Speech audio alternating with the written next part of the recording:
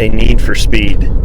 Hey team, thanks for checking in for the Next Kilograms Kilometers podcast and getting this second half of this week's theme of in-season mythbusters, or debunking in-season mythbusters, and it's the idea around moving fast. And I know there's a lot of folks probably sitting there going, what has this guy been eating? I know that especially in a contact sport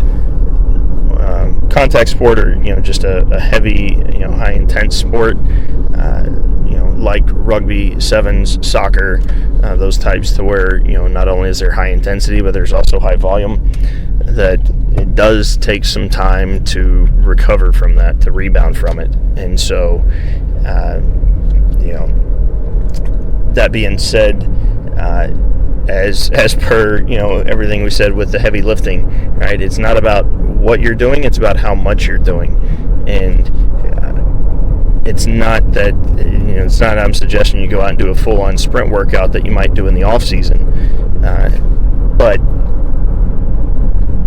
having even just a few, right? As few as 2, sometimes even 1, but upwards of like 4, maybe 6. High-speed efforts, high-speed movements is good enough, right? That it's not going to, it's going to get you into that gear, but it's not going to be so much that it really wears you down, and that you have a lot to recover from, right? So think about it, right? When you're talking about game scenarios, very, very rarely are you ever going to reach that top speed, and so that's why you have that need for speed, so that you can tap into that gear for when you need it. And to add on to that, not only are there a few times you reach it, but there's also a few times you're going to reach that top speed for an extended period of time. Even when you look at GPS and whatnot, and I've seen this a lot, to where an individual will go into a competition and will go back and look at the GPS report, and they're like, no, surely I've hit more than that.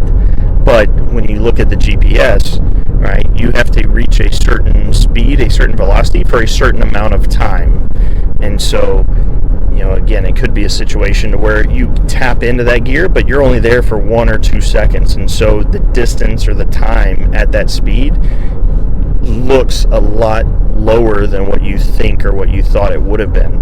So continuing to do that type of training outside of matches, outside of team training, getting in, just some max speed sessions before training can really make a difference and really influence that, that gear, that skill for the better.